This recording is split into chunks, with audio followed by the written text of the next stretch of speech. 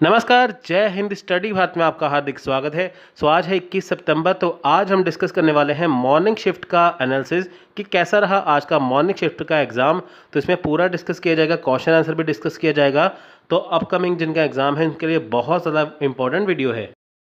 अब होगा final revision UGC net paper 1 paper 2 के लिए। सिलेक्शन होगा 100%, क्योंकि हम आपको देंगे इंडिया का सबसे बेस्ट टेस्ट सीरीज, जिसमें आपको मिलेगा लगभग 5000 एमसीक्यूज आपके व्हाट्सएप पे पीडीएफ ग्रुप में। पेपर 1 की कॉस्ट है 99 रुपीज़ और पेपर 2 की कॉस्ट है 99 रुपीज़। ये सब्जेक्ट यहाँ पे लिखे हैं। सो बिना देर करिए अपना फ़ोन उठाइए, इस नंबर पे कॉन्टैक्ट हो, व्हाट्सअप करिए। आपको लिखना है 99 रुपीज़, आपको पूरी जानकारी मिल जाएगी। करिए बेस्ट तैयारी, बेस्ट। जो मॉर्निंग शिफ्ट है उसमें टीचिंग एप्टीट्यूड की बात करते हैं। तो देखिए, टीचिंग डोमेन है वो आए थे, लेवल ऑफ टीचिंग है और स्वयं प्रभा है। स्वयं प्रभा के आई थिंक यहाँ पे देखिए स्टूडेंट ने बताया कि उसके चैनल आए थे, तो उसे डिस्कस करेंगे। ठीक है, यानी कि देखिए स्वयं है, स्वयं प्रभा है, मूक है, यहाँ से क्वेश्चन डेफिनेटली आता है, तो आप इन्हें अच्छे से करिए। लेवल ऑफ टीचिंग आ रहा है और टीचिंग डोमेन आया है। उसके बाद देखिए रिसर्च एप्टीट्यूड में रिसर्च एथिक्स, हाइपोथेसिस, ठीक है, और रिसर्च मेथड्स। यानी कि आपको रिसर्च एथिक्स पता होना चाहिए, रिसर्च मेथड्स पता होने चाहिए, हाइपोथेसिस होने चाहिए। तो ये टॉपिक्स रिपीट हो रहे हैं, ये आपको एग्ज़ाम में आ सकते हैं। तो टीचिंग में आप ये कर लीजिए और रिसर्च में आप ये कर लीजिए। कॉम्प्रिहेंशन का लेवल देखिए इजी ही आ रहा है, जो भी आपको आएगा उसमें आपको चूज़ करना है, आप आसानी से कर सकते हैं। तो बात करते हैं कम्युनिकेशन की, यूनिट 4 की। तो देखिए टाइप्स ऑफ कम्युनिकेशन यहाँ पे आता है। आज मेनली आया था अपवर्ड कम्युनिकेशन क्या है, डाउनवर्ड कम्युनिकेशन क्या है। ठीक है, कम्युनिकेशन टाइप्स में क्या है, अपवर्ड और डाउनवर्ड कम्युनिकेशन। और आया है कम्युनिकेशन बैरियर। ठीक है, कम्युनिकेशन बैरियर जब हम किसी कम्युनिकेशन जिससे हम करते हैं तो उससे हमारी जो बात अच्छे से हो नहीं पाती, हमारा मैसेज जा नहीं पाता, उसे बोलते हैं बैरियर। ठीक है, तो टीचिंग में ये, रिसर्च में ये, कॉम्प्रिहेंशन तो आपको लेवल इजी है, और कम्युनिकेशन में टाइप्स है, कम्युनिकेशन बैरियर है। मैं बात करता हूँ यूनिट 5 की। तो देखिए यहाँ पे नंबर सीरीज है, नंबर सीरीज आ रही है, लेटर सीरीज आ रही है। यहाँ पे नंबर देके छोड़ रहे हैं, आपको बताना अगला नंबर क्या है वो। ब्लड रिलेशन से एक क्वेश्चन पक्का है, आप इसे अच्छे से करिए। डायरेक्शन साइंस का यहाँ पे क्वेश्चन आया है। ठीक है, उसके अलावा देखिए प्रॉफिट एंड लॉस है, परसेंटेज एवरेज रेशो है, आपको ये अच्छे से करनी है। यानी कि number series, blood relation, direction science, profit and loss, percentage average ratio, आपका ये टॉपिक करने हैं, आपका यूनिट 5 कवर हो जाएगा। तो देखिए मैं बात करता हूँ लॉजिकल रीजनिंग के बारे में। यहाँ पे आप पार्ट आया है प्रमाण का, उपमान का और फैलेसिस का। सो देखिए लॉजिकल रीजनिंग में आपको ये करना है, प्रमाण, उपमान, फैलेसिस करनी है।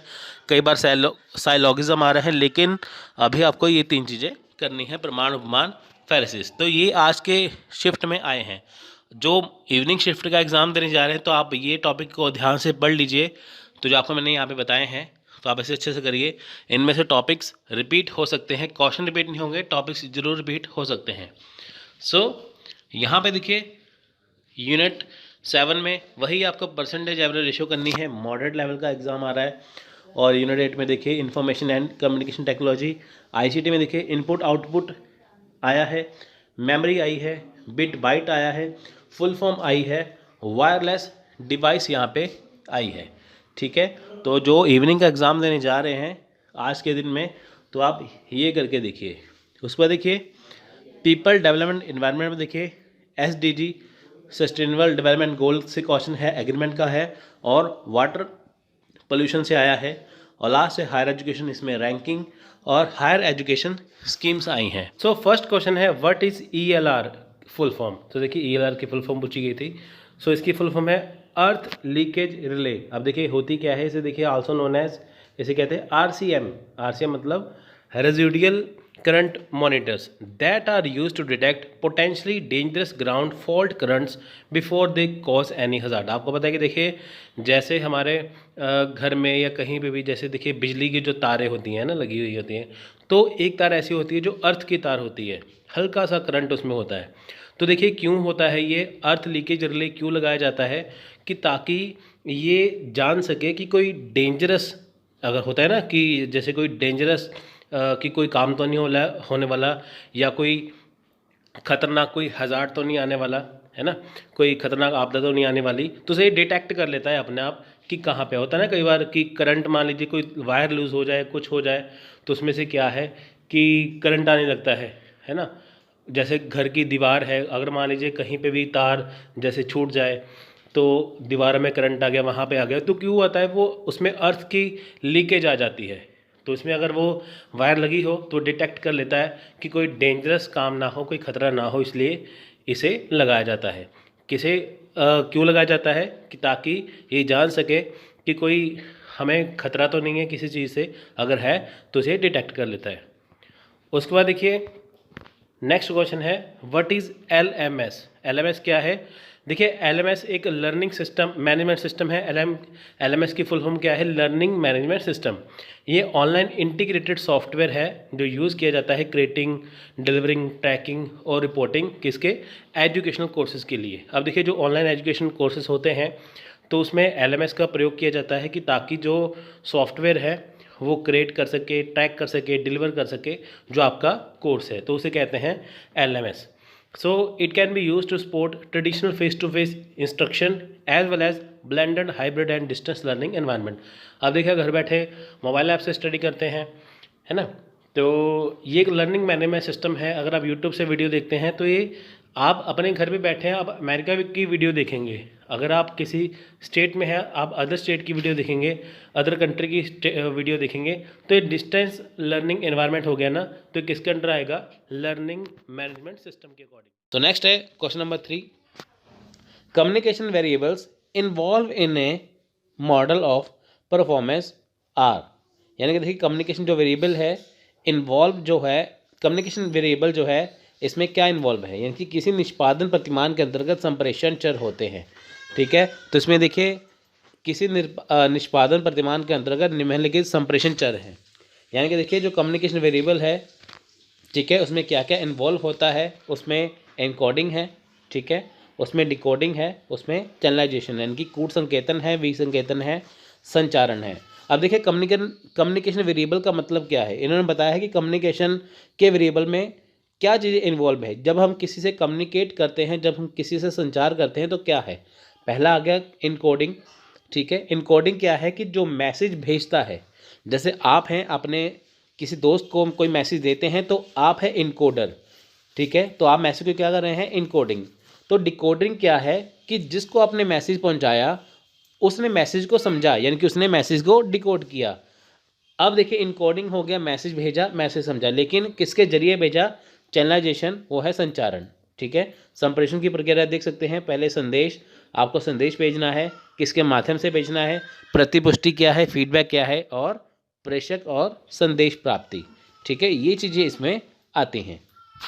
सो नेक्स्ट क्वेश्चन है, देखिए यहाँ पे देखिए नेक्स्ट क्वेश्चन है, in a classroom the probability of message reception can be enhanced bye.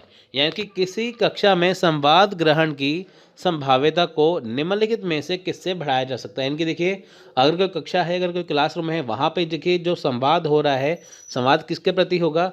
Teacher और स्टूडेंट के बीच में। ठीक है, उसे कैसे बढ़ाया जा सकता है? इस्टेब्लिशिंग ए व्यू पॉइंट, यानी कि दृष्टिकोण स्थापित करके। अब देखिए जब कक्षा में टॉपिक को पढ़ाया जाता है एक टीचर के द्वारा, तो वो बच्चों से पूछते हैं बताइए कि आपकी इसमें क्या प्रतिक्रिया है। तो हर एक स्टूडेंट अपने अपने यहाँ पे क्या है, व्यू पॉइंट रखते हैं। ठीक है, मान लीजिए टीचर कहते हैं कि महंगाई के ऊपर आप बोलिए, कुछ कहेंगे महंगाई अच्छी है, कोई कहेंगे बुरी है ना, सबके अलग अलग व्यू पॉइंट हो गए। तो उससे क्या है, एक व्यू पॉइंट से क्या है, एक जो संवाद वो लंबा हो जाएगा, है ना, वो चीज़ें। सो देखिए नेक्स्ट क्वेश्चन है, ये आया था, the next term in the letter series DEFHIJLMN PQRTUV is. ये देखिए बहुत सिंपल सा है, तो ये इसके ऑप्शन थे, तो इसका right answer option number C XYZ। अब देखिए यहाँ पे है क्या, अब इसे पढ़िए, अंग्रेजी वर्णमाला की दी गई श्रृंखला में सीधे क्रम में प्रत्येक 3 वर्ण के बाद एक वर्ण को छोड़कर क्रमगत रूप से श्रृंखला उत्तरोत्तर आगे बढ़ रही है। ठीक है, यानी कि देखिए यहाँ पे क्या है, फॉर एग्जांपल डी, ठीक है, यहाँ पे ना DEF के बाद HIJ है। अब देखिए जो F है एंड में, ठीक है, F के बाद आता है G, फिर आता है H, यहाँ पे G को हटाया गया, सीधे आ गया H। ठीक है, उसके बाद देखिए नेक्स्ट जो टर्म है उसमें क्या है, J के बाद L है, यानी कि J के बाद L है, तो J के बाद K आता है, उसे हटा दिया गया। ठीक है, तो ऐसे ही देखिए लास्ट में TUV के लास्ट में क्या है, TUV है। ठीक है, V के बाद क्या आएगा, ठीक है, UV, एक्स आएगा, ठीक है, एक्स को काट दे, एक्स के बाद क्या आता है वाई, ठीक है। तो वाई से यहाँ से क्या स्टार्ट होता है, वाई से यहाँ से सॉरी यहाँ पे देखिए v के बाद क्या आता है, देखिए यहाँ पे टू यू वी है ना, तो v के बाद आता है w, ठीक है, फिर आता है x, ठीक है, हमने काटा w को, ठीक है, होता है ना u v w x y z, तो w को काटा तो बचा x, x से क्या स्टार्ट है, x से c स्टार्ट है, ठीक है, तो x y z आपका आंसर आ गया, ठीक है। तो ये थी letter series, sorry number series है ये तो, ठीक है। So which of the following implies the correct sequence in the action research paradigm. अब देखिए जो रिसर्च का क्वेश्चन है, एक्शन रिसर्च जो पैराडिम है, निम्नलिखित में से कौन क्रियात्मक शोध प्रतिमान का सही अनुक्रम दर्शाता है। अब देखिए यहाँ पे सही अनुक्रम था, तो इसका राइट आंसर है plan, act, observe and reflect. इनकी योजना बनाओ, करो, देखो और सोचो। पहले क्या है, प्लान बनाना, फिर है एक्ट करना, फिर है ऑब्जर्व करना, फिर है सोचना, ठीक है। ये एक्शन सर्च का काम है, आप इसे याद रखिए, ठीक है। सो देखिए नेक्स्ट क्वेश्चन है यहाँ पे, in which of the following methods of research the independent variable has to be selected rather than manipulated. यानी कि निम्नलिखित में से किस अनुसंधान पद्धति में स्वतंत्र चर के हेर फेर की जगह चुनाव किया जाता है। यानी कि देखिए जो रिसर्च मेथड है उसमें इंडिपेंडेंट जो वेरिएबल है उसको सिलेक्ट किया जाता है, ठीक है। तो उसका राइट आंसर है एक्स पोस्ट फैक्टो मेथड, यानी कि कार्योत्तर पद्धति, ठीक है। अब देखिए जो रिसर्च मेथड है उसमें जो इंडिपेंडेंट वेरिएबल है उसे सिलेक्ट किया जाता है कि ताकि उसे आसानी से मैनिपुलेट किया जा सके, हेर फेर किया जा सके, ठीक है। तो देखिए एक्स पोस्ट फैक्टो क्या है कि जब कोई काम हो जाता है या जब कोई शोध हो जाती है या जब कोई घटनाएं हो जाती हैं, घटना होने के बाद उसका पता लगाया जाता है कि ये घटना कैसे हुई, तो उसे बोलते हैं एक्स पोस्ट फैक्टो। पोस्ट का मतलब बाद में, ठीक है, यानी कि घटना होने के बाद उसकी जानकारी इकट्ठा करना, वो है x post facto. So next question है, देखिए ये क्वेश्चन आया था, what is the main M of. देखिए ये मॉर्निंग शिफ्ट में क्वेश्चन है, ये इवनिंग में भी है, ठीक है। तो आप ऐसे देखिए, what is the main M of NEP 2020, यानी कि नेशनल एजुकेशन पॉलिसी 2020 जो है उसका मेन एम क्या है। उसका मेन एम है India a global knowledge super power, ठीक है, नॉलेजेबल सुपर पावर है, ठीक है, यानी कि इंडिया को सुपर पावर बनना है किसमें, नॉलेज में। सो नेक्स्ट है देखिए, इन स्कूल एजुकेशन GER, इनकी gross enrolment ratio in by 2030। अब देखिए जो स्कूल की जो है स्कूल एजुकेशन जो GR है, ग्रॉस एनरोलमेंट रेशो है, वो 2030 तक कितनी होनी चाहिए, वो चाहिए 100%। तो ये इसका राइट आंसर था। सो नेक्स्ट देखिए, what is the name of for a web page address. अब देखिए वेब पेज एड्रेस का नेम क्या है, ठीक है, वेब पेज एड्रेस क्या है, देखिए तो इसका राइट आंसर है ऑप्शन नंबर C, URL, यानी कि यूनिफॉर्म रिसोर्स लोकेटर, ठीक है। सो देखिए ये वेब पेज एड्रेस होता है ना, URL होता है ना हर एक वेबसाइट का अपना, ठीक है। तो वेब पेज एड्रेस जो है वो URL होता है, ठीक है। जब आप कोई सर्च करते हैं आपको कोई चीज़ नहीं मिलती, आप लिखा आता है URL नॉट फाउंड, यानी कि URL क्या है, ये वेब पेज एड्रेस है। सो नेक्स्ट देखिए क्वेश्चन बहुत इंपॉर्टेंट है, बहुत स्टूडेंट ने क्वेश्चन गलत किया है। अब देखिए, thermal reactors produce energy by fission of following nuclear fuels, ठीक है। जो थर्मल रिएक्टर्स देखिए जो एनर्जी प्रोड्यूस करते हैं, ठीक है, by fission, so nuclear fuel उसमें क्या है, ठीक है। सो देखिए ये चीज़ें हैं, thermal reactor generate energy by fission of the following nuclear fuel. अब देखिए न्यूक्लियर फ्यूल क्या है, यूरेनियम 235, ठीक है, 235U, यूरेनियम 233, ठीक है, इसका कोडेड 235, और प्लूटोनियम, ठीक है, यूरेनियम 235, यूरेनियम 233 और प्लूटोनियम 239, ठीक है, ये इसका आंसर है। सो देखिए ये क्वेश्चन था next, given below are two statements, one is labelled as assertion and reason. अब देखिए एक है असर्शन, एक है रीजन, ये आसान क्वेश्चन था इसलिए। अब देखिए असर्शन क्या है, lakes are considered to be more susceptible to pollution than river. तो नेक्स्ट है रीजन, वाटर इन लेक्स में take decade to be replaced, ठीक है। अब देखिए जो लेक्स हैं उसमें जो रिवर से ज़्यादा, ठीक है, पॉल्यूशन है, सो वाटर इन लेक्स में टेक डिसाइड टू रिप्लेस। अब देखिए यहाँ पे बताया गया है कि जो रिवर है, जो लेक्स हैं उसमें रिवर से ज़्यादा, ठीक है, जो झीलें हैं उसमें नदियों से ज़्यादा क्या है, पोल्यूशन है। लेक्स में ज़्यादा पोल्यूशन है, रिवर से भी ज़्यादा। तो जो वाटर है उसको रिप्लेस करने की जरूरत है क्या? तो देखिए आप, इसका राइट आंसर है option number B, both A and R correct, और R is a correct explanation of A, यानी कि ए और आर दोनों करेक्ट है। आप देखिए दो लेक्स में बहुत ज़्यादा दूषित हैं, पोल्यूटेड है, रिवर से भी ज़्यादा, तो उसमें पानी को जो है रिप्लेस करने की ज़रूरत है।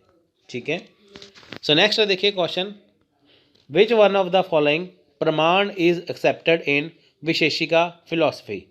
ठीक है, अब देखिए इनमें से जो प्रमाण है उसमें जो, ठीक है, प्रमाण इज एक्सेप्टेड इन विशेषिका फिलॉसफी, यानी कि जो विशेषिका फिलॉसफी है उसमें जो प्रमाण है उसमें कैसे हैं।